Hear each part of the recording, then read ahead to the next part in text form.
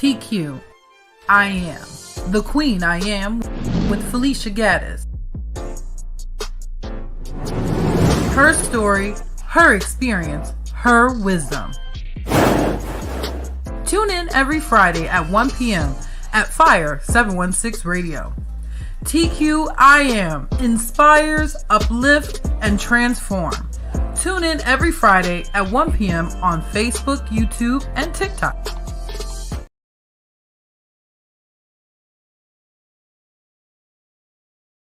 Good afternoon. I wanted to share some things with you guys on something I said last week. I was telling you guys that I was a teen mom, and I didn't get to finish the story, but I became a teen mom, and God used that. You know, the devil meant it for evil, but God used it for the good, because I became saved at 17, and I was baptized, and and I felt like I let my peers down, my mom and the kids in the church.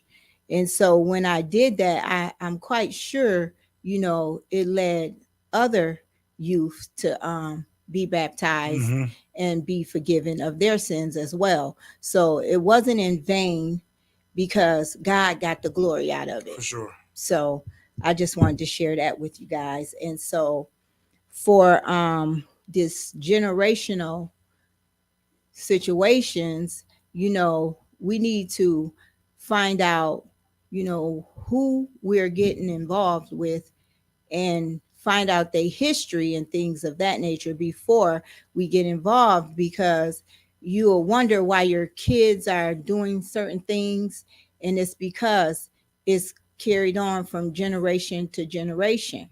So back in the day, our parents, they were getting married at 16 and 15 and 17. Yeah. But in this time, we're just having kids. And so I have like 10 granddaughters and 4 grandsons. And I see where it came from, because it's a generational thing where, maybe the fathers was cheating, but back in our era, a lot of people was getting abortions and things of that nature. And so now the women are like, may the best one win, and they keep having, babies, but the man is getting the satisfaction out of it, because he get to go to her this day and this one that day. So we need to step up and be queens and know we're more than just, somewhere where somebody can come and go as they please. You have to put your foot down and let them know that that's not going to happen, and things of that nature. But I know that he called me to talk about these things, because I had a situation where how it starts is that my grandparents, I would go there in the summer and visit with my grandparents. And when I get there, I was like the oldest girl with 6 boys. So I grew up as a tomboy. So as I was a young lady, going to middle school, I noticed that boys liked me, but they liked you because of what you look like. And so I was saying to myself, I would fight a person because they trying to touch my parts and stuff like that. And that's not cool. So I would literally fight with the guys, because I grew up as a tomboy and it was my right to defend myself. And so looking at these days, the young ladies think it's cute to show off what they have. And I was the opposite, because when I turned 14, that's when I stopped wearing shorts, because I didn't like the the looks that I was getting, which they probably was good, but I didn't like that. So as I was going to church and I would find myself wearing layers and layers of clothes, trying to cover up because of, I remember it made me feel uncomfortable, you know, because me growing up, it just made me feel uncomfortable. So I always covered up. And this one day, uh, this organ player said to me, she said, when church was over, she said, could she speak to me? Mm-hmm. And I told her yes. And so she spoke with me and she said, Felicia, she said, I noticed you wear layers and layers of clothes.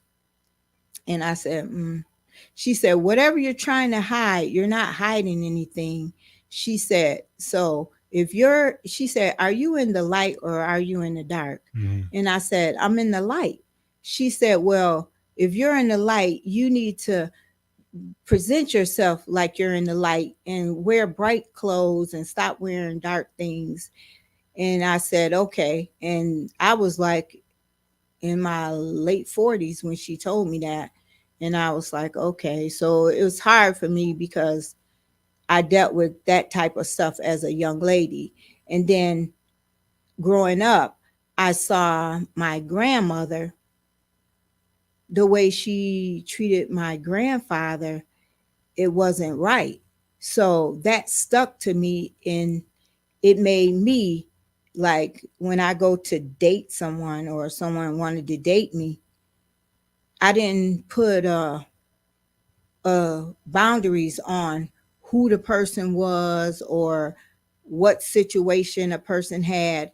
I just looked at them for being a human, mm-hmm. and I didn't judge them. Yeah. And so because I saw the bad behavior as a youth or a young person, it followed me into my adulthood. Wow. So if you're in the light, you can try to help people, but you really truly shouldn't get in a relationship with them because they'll take advantage of your kindness and they'll think your kindness is a weakness. But the way God made me, I say, if you don't like treat me the way I need to be treated and we're in this together, you need to know that everybody needs to pull their weight. Yeah. So if you're in a relationship and the guy isn't pulling his weight, you need to tell him what the problem is and let it go, because if you truly lean on God, God will take care of you in every way. Like if you have a situation and it's a couple and they have kids and you're doing everything and the man isn't doing everything, you don't stay in that. You move on, because you'll see yourself wasting so much time on something, and you'll look back over the years and be like, why did I waste all this time? I could have been further along. How would you like you said this earlier when we started, how would you vet somebody? Like what is your process? Like, hey, I'm talking to somebody, I'm meeting them. Like what would be like a process that you would suggest for somebody to be like, hey, check for these things, okay, before engaging in a relationship or anything? Okay, so if you're talking to someone, you have to truly get to know the whole person, mm-hmm. not just in your environment, but check out their environment and what it's mm-hmm. like. Because if you don't check it out, it's like you're being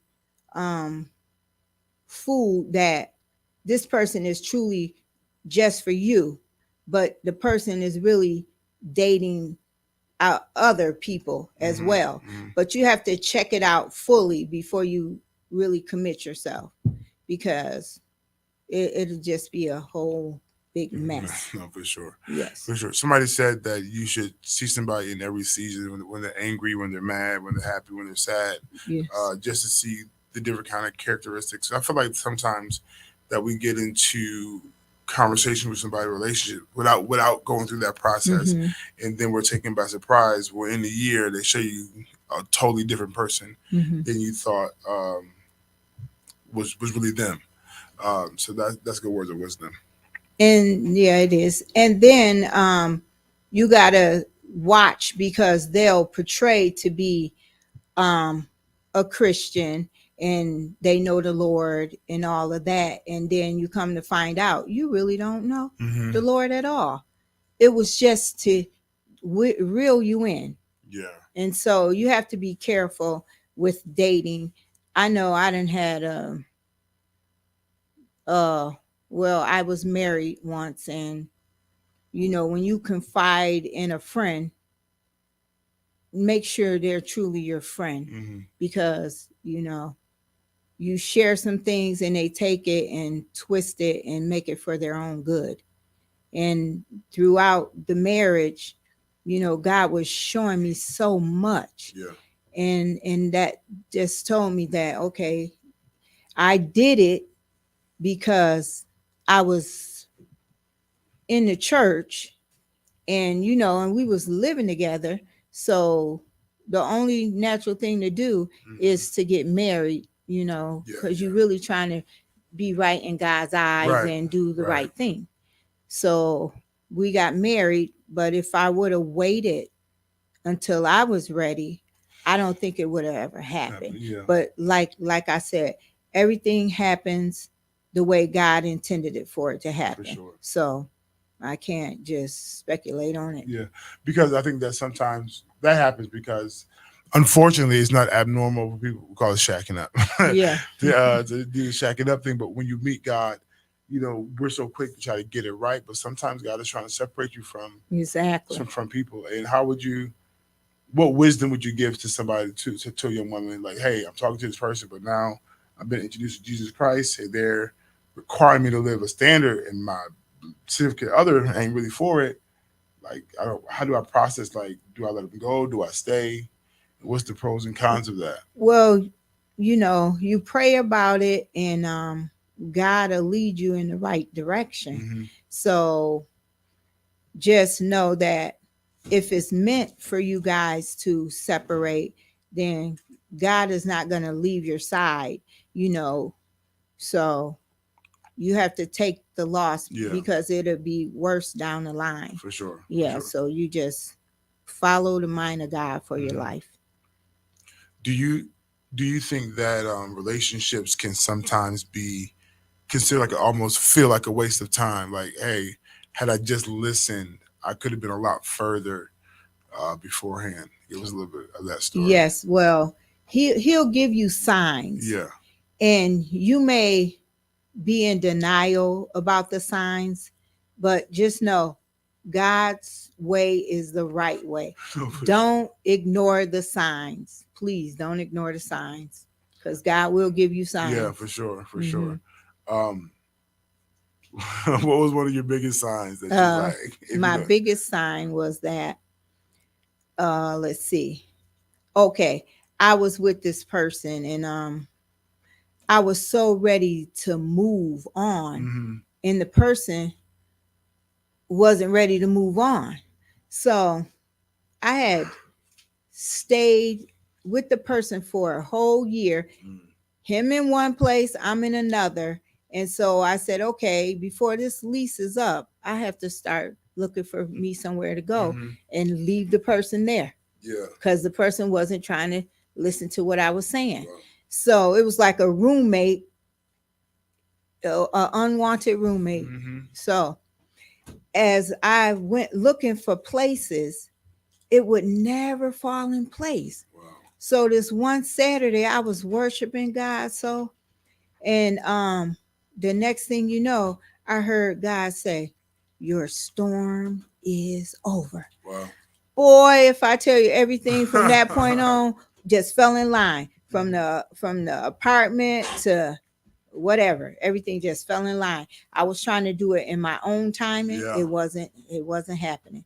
But as soon as God said your storm is over, it all fell in place. Wow. So he Wow. will show you the way. Mm-hmm. I sometimes find myself praying that God, the things that I can't let go of, let them let go of me. And Mhm. sometimes, like God, I'm trying to let go, but it got me. But Mm. let go of me. And I think that as a representative, just talking to the young women, that giving them the boldness that you don't have to stay, you don't have to suffer, you don't have to deal with that, and also being able to hear God speak, hear His instructions, um, is important as well. So, Just listen, because God will show you the way, and yeah. it's the right way. Absolutely. So, with that being said, so you talked about being a teenage mom, that you met the Lord.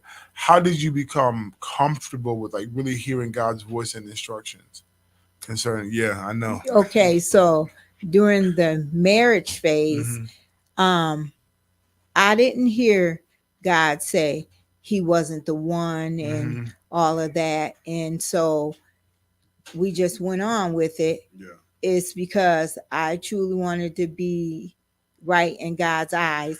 So I went on with it. And then down the line, as trouble came, that's when God truly started speaking to me. Because I used to say, "Oh, is something wrong with her talking about God? God to speak to you?" And I said it came about during my marriage that God started speaking to me and showing me things and stuff. And He Hmm. showed me things now, and I'd be like, Hmm. like you don't want to see it, but you see it. See, no, for So sure, for yeah. sure, for sure.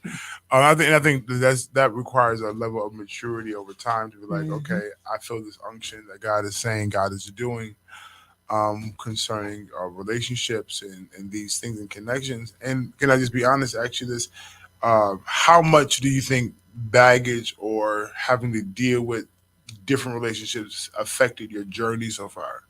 Oh, tremendously. Yeah. Hmm. To the point of I could care less if I ever meet another. And I truly believe that the way I let them come into my life is because I have sympathy for people that has issues. And I used to think, well, okay, my friend used to say to me, "Why do you always pick up projects?" And I was like, "I don't pick up projects. They pick me." But then they use God as the front Mm. when they don't even know or have a clue Yeah. about who God Yeah. is. Can you explain to the listeners what you mean when you say projects? Oh, men that needs work and helping hands. And so yeah. It's just because of my heart Yeah. that I let these type of people attach themselves to me. Mhm. And so, and that's because I saw my grandmother and my grandfather's For sure. situation. For sure. Because my grandfather, he was a heavy drinker, but Mhm. he made sure he went to work and brung home the bacon, and she fried it up in the pan. But still, the treatment that I saw, it wasn't right. And so that's why I think I have compassion for people that's not all together and whatever. Yeah. Mhm. Um. Yeah. So I think that because like I said this before, I say it again, that the transparency that's required in relationships, because you're, oh, don't date this, don't do that, don't do this, but why not? Because sometimes you got to have that storyline to tell people this is why, this is what I experienced, this is what I've gone through, and I don't want you to make the same please. mistakes. Hmm. And they're like, oh, but I want to touch the fire myself. Please don't. Don't Like, do it. no, don't do it. I'm trying to tell you that these are the things that I've experienced as a woman, and how that plays a role. Like, you made a statement even right now, like, God, if I don't meet nobody else, I'm good, just I'm because good. of I'm ready to help some people. for sure. And it's like, what is your process of healing and recovering from whatever those relationship has, whatever they've brought, say disappointment and failure.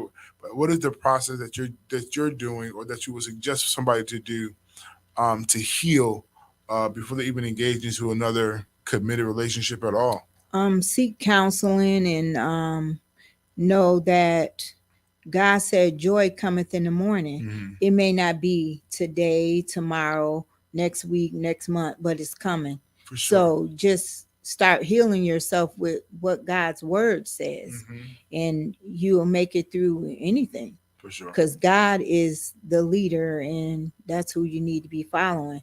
And like Mark 1 and 2 said, as it was written, before, anything was thought of, the you know what I mean? It was said that this was gonna be. Yeah. So I don't know however much we say, oh well, this shouldn't have happened, that shouldn't have happened.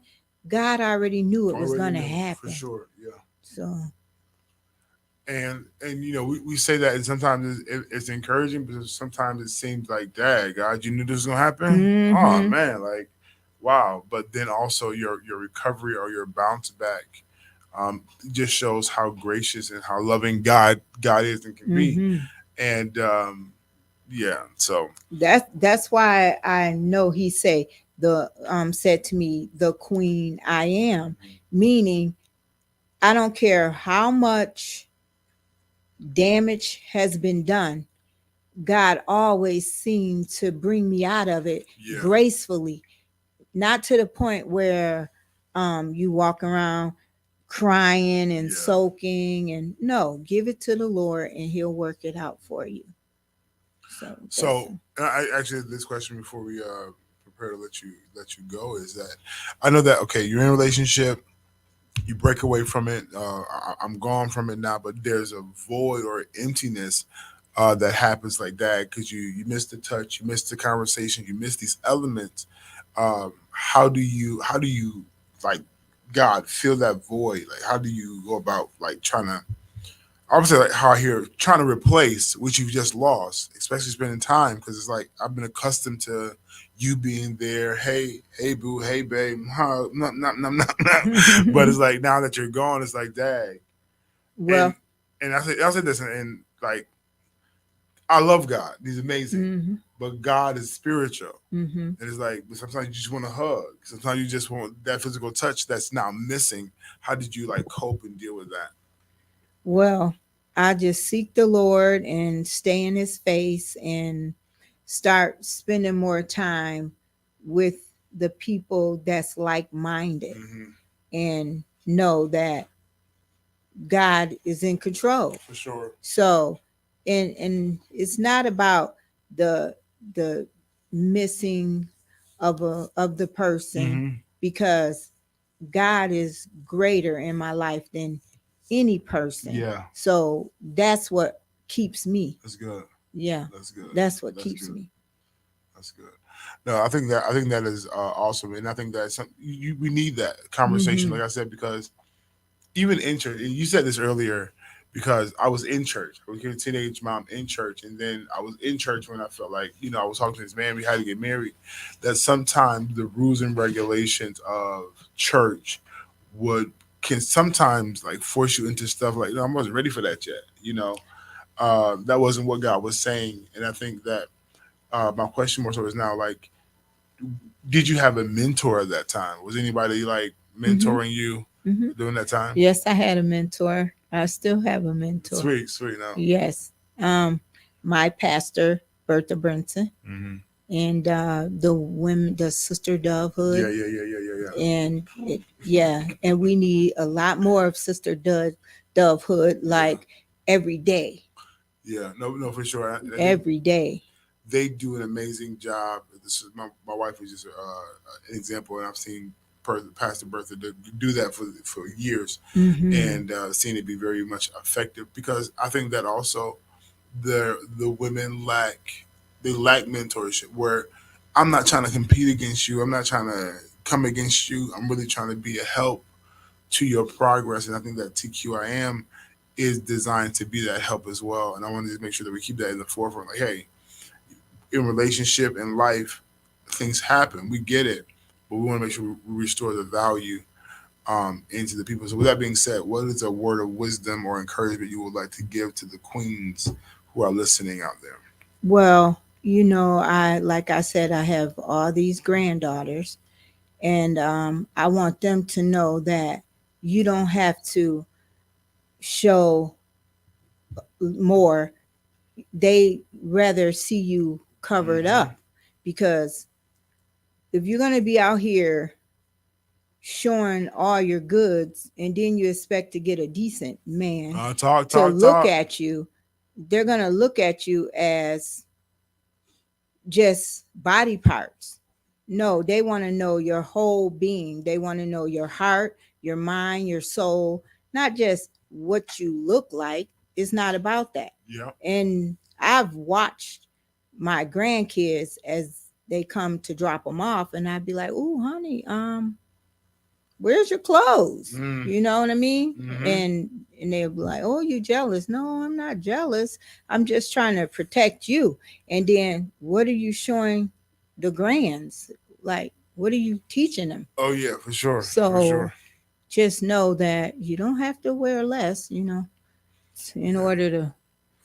Yeah. Do you have any events or things coming up?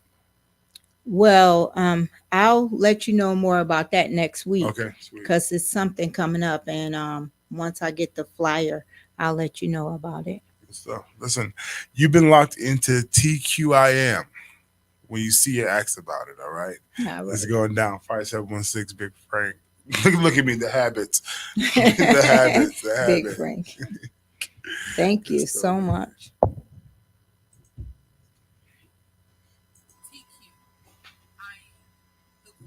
TQ, I am the Queen I Am with Felicia Gaddis. Her story, her experience, her wisdom. Tune in every Friday at 1 p.m. at Fire 716 Radio. TQIAM inspires, uplift, and transform. Tune in every Friday at 1 p.m. on Facebook, YouTube, and TikTok.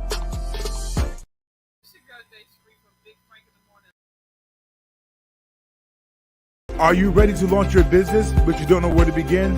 Join the Iberio Business Center online program, which serves the Finger Lakes in Rochester, New York. The business course is offered in both English and in Spanish.